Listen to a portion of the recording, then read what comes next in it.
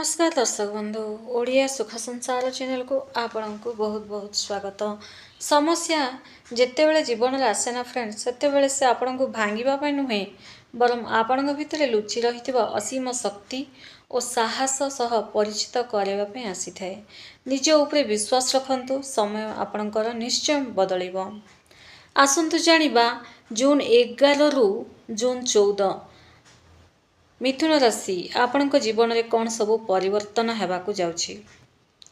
कारण जून 11 रु जून 14 ब्रह्मांड रे एक बड़ सकारात्मक हलचल होगाकू जाउछि, जोड़ा कि मिथुन राशि उपरे एही 4 दिन आपण जीवन सबुठारु गुरुत्वपूर्ण समय सब्यस्त होगाकू जाउछि, जोंठी आपणकर 3टी बड़ स्वप्न पूरण होगाकू जाउछि। यही जो समय आपणकर 3टी बड़ स्वप्न पूरण हेबो एवं आपणक जीवन में खुशी खुशी आनीदेव। यही समय आपणक राशि अधिपति बुध देवता अत्यंत बलवान एवं अनुकूल स्थिति रे गोचर करुछंती, जहाँ आपणकर बुद्धि चतुरता एवं कथबार्तार शैली को अद्भुत भावे बढ़ाई देव। सबुठारु बड़ शुभ संकेत होछि भाग्य और उन्नति रे कारक ग्रह देवगुरु बृहस्पति कृपा जोगु आपणक राशि उपरे रही, जो द्वारा आपण को गोटे बहुत सारा धनर लाभ होगाकू जाउछि एवं असीम कृपा होगाकू जाउछि। ये सूर्य और बुधंकर मिलन सृष्टि होता बुधात्य जोग आपणक पई सफलतार सीढ़ी प्रस्तुत करुछि। प्रथम स्वप्न जदि आपण कोनोसी क्षेत्र रे काम करचंती किंबा एजाए आपणकर कामटा बनूना कहीना टेंशन होउचंती, किंतु चिंता करंतुनी। यही समय आपणक पई गुडे बढ़िया समय आपणकर अटकी जाइथिला काम गुडाक बनिबाकू लागिबो।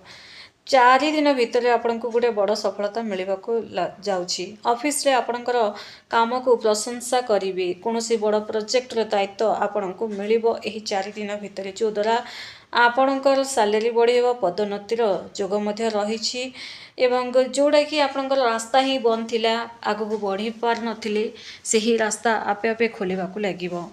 नंबर 2 जून 11 रु जून 14 मध्य आपणकर अटकी रही टंका कोनोसी माध्यम फेरस्त मिलिबो। एही समय रे आपण जहाकू टंका पैसा देइचंती फेरी पाई पारु नाहंती मागिले निश्चित भाव में मिलिबो।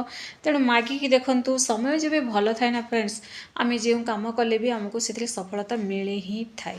तेणु एई जो समय आपणकर समय बहुत अनुकूल रहिछि, तेणु मागिकी देखंतु, चेष्टा करंतु आपणको मिलिबो। लोन जदि नैचंती सेथिरे आपण ऋण परिशोध करिबारे आपण सफल हेबे। जो काम गुड़िक शेष पर्यायर पहुँची काम रे बाधा उत्पन्न होता अटकी जाऊला, इे बुधंक शुभ प्रभाव से सब बाधा आपणकर दूर हेब एवं आपण सफलतार सह सेगुड़ को संपूर्ण रूपे करने को लगे। मिथुन राशि जो मैंने भी आम ओडिया सुख संसार चैनल को नुआ कर चैनल को सब्सक्राइब करूँ। वीडियो जदि आपको पसंद आसते गोटे लाइक निश्चय कर दिंतु।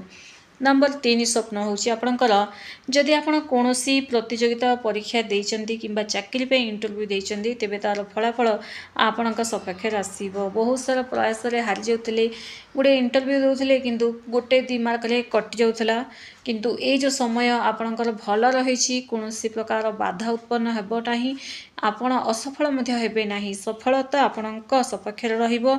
जो माने उच्च शिक्षा पई बाहर को जिबाकू चाहुतले बा व्यवसाय मामला रे मध्य जदि बाहर को जावाकू चाहूले तो सेमानकर स्वप्न मध्य पूरण होगाकू जाउछि। तेणु ये जो समय आपणकर बहुत बढ़िया रही, कौन प्रकार असुविधा नहीं। 11 जून रु 14 जून भाग्य भल रहिबा जोगु ए सब क्षेत्र रे आपण चेष्टा करंतु। जदि आपणकर ए जाय चाकरी नहीं, चाकरी पे चेष्टा करंतु, तेबे जाय आपणकर लाइफ रे चमत्कार आपण देखिया पाइबे। एवं इयाड़े आपण राशि अधिपति बुधदेव अत्यंत बलवान अनुकूल स्थिति रे रहिबा जोगु आपणकर माने चालाकपन अधिक बढ़िबो, ज्ञान बढ़िबो। सबुठारु बड़ शुभ संकेत होछि भाग्य, जोटा कि मजबूत रहिबो। सब किछि आपणक पई बहुत बढ़िया रहिछि। मिथुन राशि रे व्यक्ति माने ना सृजनशील होइथांती। आपणकर जो निजर प्रतिभा थाए ना, प्रतिभा बल ही आपण दुनिया रे एक स्वतंत्र स्थान मध्य तैयारी करथांती, एहा मध्य सत्य अटे। तेणु बहुत बढ़िया रही, कौन प्रकार असुविधा नहीं। କିନ୍ତୁ ଛୋଟ ଛୋଟ କଥା ଉପରେ ମଧ୍ୟ ଧ୍ୟାନ ଦେବା ଆବଶ୍ୟକ। ଯେମିତିକି ଆପଣଙ୍କର କଥା ହିଁ ଆପଣଙ୍କର ସବୁଠାରୁ ବଡ଼ ଅସ୍ତ୍ର ଫ୍ରେଣ୍ଡସ୍। କାହା ସହ ଯଦି କଥା ହେଉଛନ୍ତି ନା, କଥା କଲାବେଳେ କ୍ରୋଧ କିମ୍ବା ଅହଙ୍କାର ଆସିବାକୁ ଦିଅନ୍ତୁ ନାହିଁ।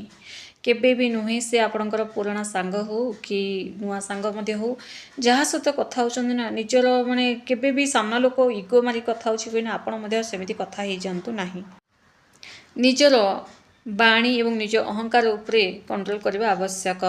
ଯଦି ମନକୁ କୌଣସି ନୂଆ କାମ କିମ୍ବା କିଛି ପ୍ରୋଜେକ୍ଟ ଯଦି ବନେଇବାର ଆଇଡ଼ିଆ ଆସୁଛି, ବିଚାର ଆସୁଛି ଆପଣଙ୍କ ମନକୁ, ତେବେ ତାହା ତୁରନ୍ତ ହିଁ ଆରମ୍ଭ କରନ୍ତୁ ଏହି 4 ଦିନ ଭିତରେ, ଯଦ୍ୱାରା ଆପଣଙ୍କୁ ବହୁତ ସାରା ଲାଭ ମିଳିବ।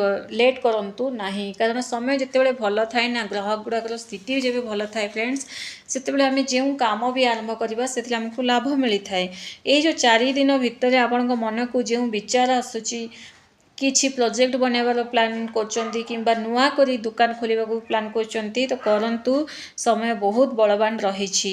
ଏହି 4 ଦିନ ମଧ୍ୟରେ କୌଣସି ଗଛରେ ପାଣି ଦିଅନ୍ତୁ। ପାଣି ଦେବା ଆପଣଙ୍କ ପାଇଁ ଭଲ ରହିବ। ଗଛମାନଙ୍କର ସେବା କରିବା ବହୁତ ବଢ଼ିଆ ରହିବ।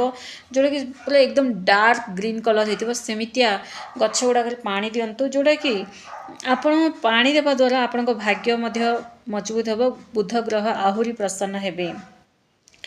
ଏଇ ଯେଉଁ ଜୁନ୍ 11ରୁ ଜୁନ୍ 14 ଆପଣଙ୍କ ଜୀବନରେ ଏକ ନୂଆ ସୁବର୍ଣ୍ଣ ସୁଯୋଗ ଆରମ୍ଭ ହେବାକୁ ଯାଉଛି। ବହୁତ ବଢ଼ିଆ ରହିଛି, କୌଣସି ପ୍ରକାର ଅସୁବିଧା ନାହିଁ। ତେଣୁ ଧୈର୍ଯ୍ୟର ସହ ଆପଣ କାମ କରନ୍ତୁ। ଏକୁଟିଆ ହେଇଯାଉଛନ୍ତି କହିକିନା ମନ ଦୁଃଖ କରନ୍ତୁ ନାହିଁ, କାରଣ ଆପଣ ଆଜି ଏକୁଟିଆ ନାହାନ୍ତି ଫ୍ରେଣ୍ଡସ୍। ଆପଣଙ୍କ ସହିତ ଆପଣଙ୍କର ସମୟ ରହିଛି, ବହୁତ ବଢ଼ିଆ ରହିଛି। ଆପଣ ଯେତିକି ବି ଏକୁଟିଆ ରହିଥିଲେ ମଧ୍ୟ ଆପଣ ହିଁ ଜିତିଥାନ୍ତି, ଆପଣ ହିଁ ଜୟଯୁକ୍ତ ହୋଇଥାନ୍ତି। ତେଣୁ ଏକୁଟିଆ ହେଇଯାଇଛି କହିନା ମନ ଦୁଃଖ କରନ୍ତୁ ନାହିଁ। ଚାକିରିଜନିତ ସମସ୍ୟା ଯାହା ବି ଥିଲା ନା, ସେଗୁଡ଼ାକ ସବୁ ଦୂର ହେବାକୁ ଲାଗିବ। ତେଣୁ ଏଇ ଯେଉଁ ସମୟ, ଯାହା ବି ସୁଯୋଗ ଆପଣଙ୍କ ହାତକୁ ଆସୁଛି ନା, ହାତ ଛଡ଼ା କରନ୍ତୁ ନାହିଁ। ଏଇ 4 ଦିନ ମଧ୍ୟରେ ଆସୁଥିବା ଯେକୌଣସି ପ୍ରୋଜେକ୍ଟ, ଯେକୌଣସି ଆଇଡ଼ିଆ କିମ୍ବା କେହି କିଛି କହୁଛନ୍ତି, ତ ସେଟାକୁ ହାଲୁକାରେ ମଧ୍ୟ ନିଅନ୍ତୁ ନାହିଁ କି ଆରେ କ'ଣ ଏମିତି ଯାହା ପାଇଲା ତାହା କହୁଛି କହିନା। କାରଣ ଏହା ଆପଣଙ୍କର ଗୋଟେ ଭଗବାନଙ୍କ ମାଧ୍ୟମରେ ଗୋଟେ ବଡ଼ ସଂକେତ ଅଟେ। ବୁଝନ୍ତୁ କଥାଟା କ'ଣ, କାରଣ ଏଇ 4 ଦିନ ଭିତରେ ଆପଣଙ୍କ ଲାଇଫରେ ଯାହା ବି ଆସୁଛି ନା, ତାହାକୁ ଆକ୍ସେପ୍ଟ କରନ୍ତୁ ହିଁ କରନ୍ତୁ। କାରଣ ସମୟ ବହୁତ ବଢ଼ିଆ ରହିଛି। ଇଆଡ଼େ ନକାରାତ୍ମକ ଲୋକଙ୍କ ଠାରୁ ଟିକେ ଦୂରେଇ ହିଁ ରହିବା ଆବଶ୍ୟକ। ଯେତିକି ଯାହା ପ୍ରତିକାର କରନ୍ତୁ, ଯେତିକି ଯାହା ପୂଜାପାଠ କରନ୍ତୁ, କିନ୍ତୁ ନକାରାତ୍ମକ ଲୋକଙ୍କ ଠାରୁ ଯେବେ ଯେ ଆପଣ ଦୂରେଇ ହିଁ ରହିବେନି ନା, ତ କିଛି ବି କରିହେବ ନାହିଁ। ତେଣୁ ନକାରାତ୍ମକ ଲୋକଙ୍କ ଠାରୁ ଦୂରେଇ ହିଁ ରହିବା ଆବଶ୍ୟକ। ଏବଂ ଯେଉଁ ପ୍ରତିକାର ମୁଁ ଆପଣଙ୍କୁ କହିଲି, ସେହି ପ୍ରତିକାର କରନ୍ତୁ, ଯେଉଁଦ୍ୱାରା ଆପଣଙ୍କ ଭାଗ୍ୟ ବଦଳିବ। କାରଣ ଆପଣ ଯେତିକି ଗଛମାନଙ୍କର ସେବା କରିବେ, ଗଛମାନଙ୍କୁ ପାଣି ଦେବେ, ଯେଉଁଟା ଡାର୍କ ଗ୍ରୀନ୍ କଲର୍ ହେଇଥିବ, ସେମିତିଆ ଗଛମାନଙ୍କୁ ପାଣି ଦେବା, ଗଛମାନଙ୍କର ସେବା କରିବା ଆପଣଙ୍କ ଭାଗ୍ୟ ବଦଳାଇ ଦେଇଥାଏ। ଧନ୍ୟବାଦ।